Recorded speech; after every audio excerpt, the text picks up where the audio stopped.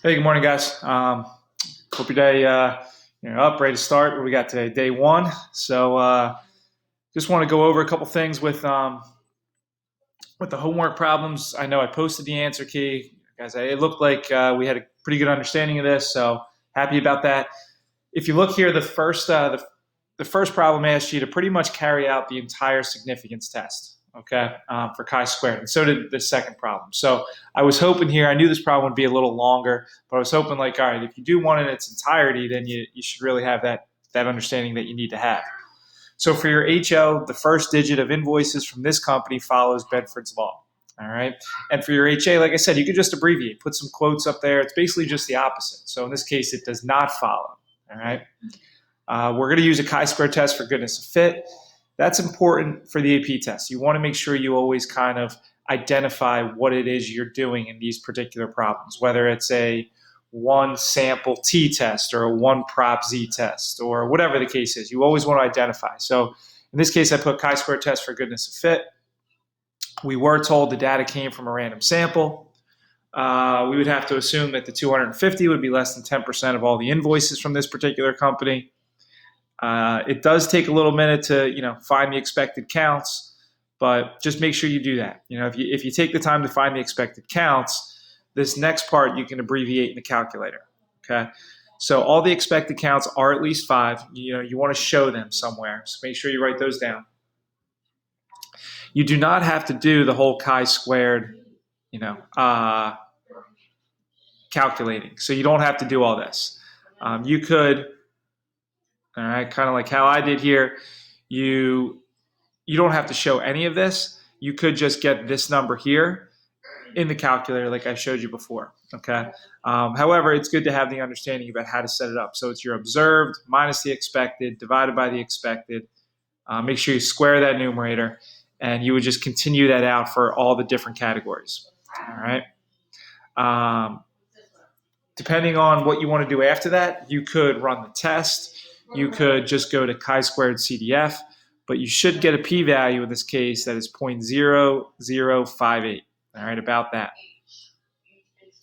And we know what to do from there. We know that, okay, if it's less than our significance level, we're going to reject, which means in this case, we have convincing evidence the first digit of invoices from this company does not follow Bedford's Law.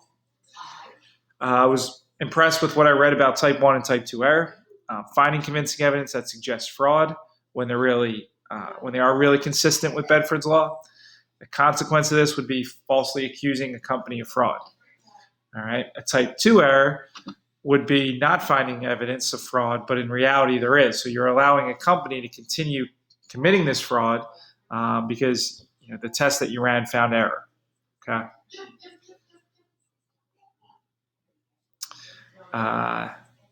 Misspelled Fruit Loops here to start out the second one, but Fruit Loops contain an equal proportion of each flavor, and then the HA would simply just be that they do not contain an equal proportion. Okay. The conditions are all satisfied. In this case, the expected counts wasn't very difficult to find because we should have 20 for each flavor. Okay. Again, this part right here is not necessary. You can make a list and spreadsheet in your calculator, and you're able to kind of run the test to get this number and to get this number. Remember, degrees of freedom is number of categories. I was going to write that out, but I don't think I need to. It's probably not necessary. So number of categories minus 1, all right? Number of categories, not how many people were sampled. So it's not like 119 here, right? Our sample size was 120. It's not that. It's the number of categories, okay? So we have 6 different flavors. Minus 1 gets us our degrees of freedom of 5.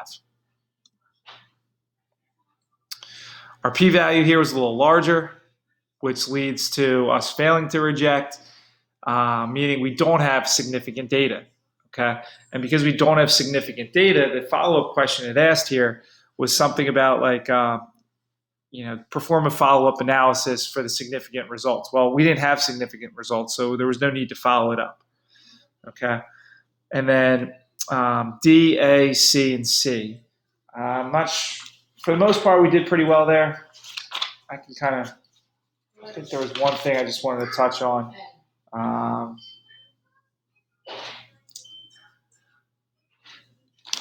and I'm pretty sure I already did. Like number 22, which of the following was false? I think some of us got that one incorrect. The right answer was C, and I that's why I kind of stressed it a few minutes ago. That the degrees of freedom for chi-square test is determined by sample size. That is false. Okay, like I said, it's the number of categories minus one. All right. So as hopefully that helped, and you already saw the answers that I posted. So what I wanted to do next was kind of jump back to our notes here and just give a quick introduction to the next section. Okay. So as you see up on your screen, I have the PowerPoints for section 11.2, and I also have the notes for this section. Okay. In this section, there's two more types of chi-square tests: homogeneity and independence. Homogeneity, we kind of look at the distribution of one variable over two or more populations or treatments. Okay. For chi-square test for independence, we try to see if there's an association amongst variables, but only one population. So that kind of differentiates which test we run. How many populations, how many variables. Okay. So prior to kind of getting into that, I'll kind of speak to the PowerPoints, and then we can kind of bounce back to the notes.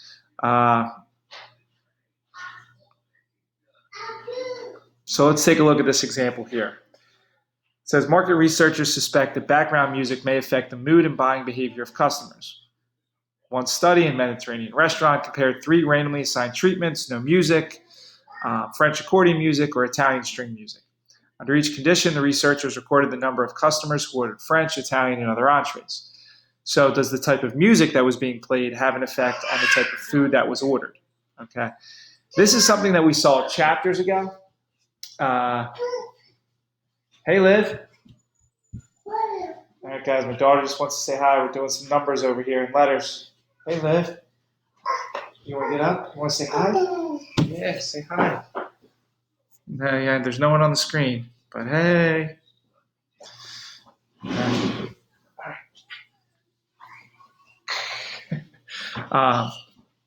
So chapters ago, guys, we first did 2A tables like this, right? And we talked about something called conditional and marginal distributions. Remember, marginal was like out of everyone that was sampled. Conditional, it was, well, if this condition was satisfied, or based on this condition, what is the proportion of whatever. So what we're asked to do first here is to calculate the conditional distribution in proportions of the entree ordered for each treatment. Okay. So that means out of those that the entree ordered none, it would be 30 out of 84, 11 out of 84. Out of the French music, the type of music was French in this case, so and then what type of food did they order? Okay, so when French accordion music was playing, the distribution of entrees ordered would be 39 out of 75, 1 out of 75, 35 out of 75. So based on these conditions, all right, what was the proportions, or what was the differences in percentages? Okay. So for instance, when the Italian string music was playing, all right, so the Italian music was playing, 30 out of the 84 people ordered French. 19 out of the 84 people ordered Italian. All right. Now, looking at these percentages, it allows us to make some comparisons. We can graph using a bar graph, but we're going to basically look at the differences among these. All right, so if we kind of make our bar graph to look like this, we have when no music was playing, when French music was playing, and when Italian music was playing. You can kind of see the differences between the French entrees that were ordered, the Italian entrees that were ordered, and the other type of entree that was ordered. All right. And then from our calculations, or from looking at it graphically, we're able to just kind of make some comparisons based on our conclusions from there. Okay. Now, you just want to be careful when you do multiple comparisons. Okay. A way in which you can kind of like deal with this would be just an overall test to see if there's good evidence of any difference among the parameters that we want to compare. And then some sort of follow-up analysis to see how big those differences are. Okay. The overall test uses the familiar chi-square statistic and distributions. So to kind of curb this issue with multiple comparisons, we're going to do what's called the chi-square test, in this case for homogeneity. All right. And again, you can abbreviate the HO and the HA. Just write out the HO in its entirety, but you can abbreviate the HA. There is no difference in the distribution of categorical variables for several populations of treatments. HA, there is a difference. All right. Now, how do we find these expected counts? Well, I will eventually show you how to do it in the calculator, all right, which will definitely save some time. But you have to know how to do it. And you do so by saying it's row total times column total divided by table total. Okay, so if I wanted to consider the expected count of French entrees bought when no music was playing, so French entrees when no music was playing, it'd be 99 times 84 divided by, 243. So you find the expected counts by doing the row total times column total divided by table total. Our conditions, not much changes here. Same thing as they were for the last, right? All expected counts. In this case, all expected counts need to be greater than 5. All right, just be mindful of that. All expected counts need to be greater than 5.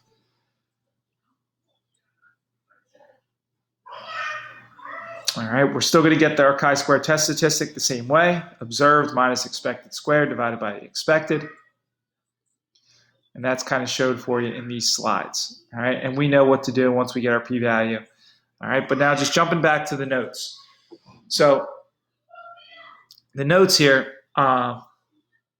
this question posed is, does modern technology change the distribution of birthdays? Okay, so with more babies being delivered by planned C-section, Mrs. McDonald's statistics class hypothesized that the day of the week distribution for births would be different for those being born before 1980 compared to after 1993. All right.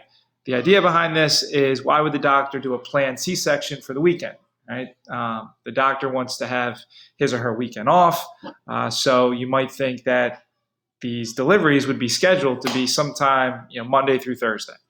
And they want to see if the distribution of the days people are born is different because of this. All right, so the first thing we're asked to do here is to calculate conditional distributions, right? Make a graph, then write a few sentences. And this is kind of all done for you, all right? Again, conditional distribution, so 12 out of 77, all right? And then for after 93, 19 out of 73. So these totals are found, and you can kind of make the comparisons. 16% compared to 12%, 16 compared to 15, and so on. All right. If you're someone that needs to see it more visually, or you can make a graph. You can do the whole follow-up analysis after looking at a bar graph like this, comparing the days of the week. All right, so I'm going to have you guys try this problem, okay, for today.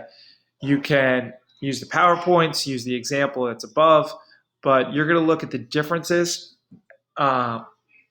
between the campuses of Penn State, their main campus and a Commonwealth campus. And you're going to just comment, is there a difference with the students and their use of Facebook? All right.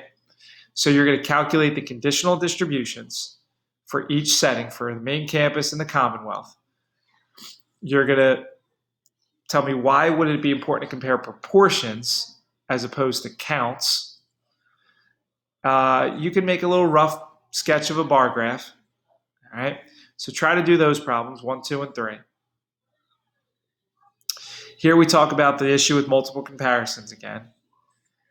And then here I get into the chi-square test for homogeneity. All right. So what I would like you to do is kind of read through this example as well. We're using the same data. We're just trying to run a test as opposed to just, coming up with conditional proportions and a graph and making our, drawing conclusions from that. So you can use this example here.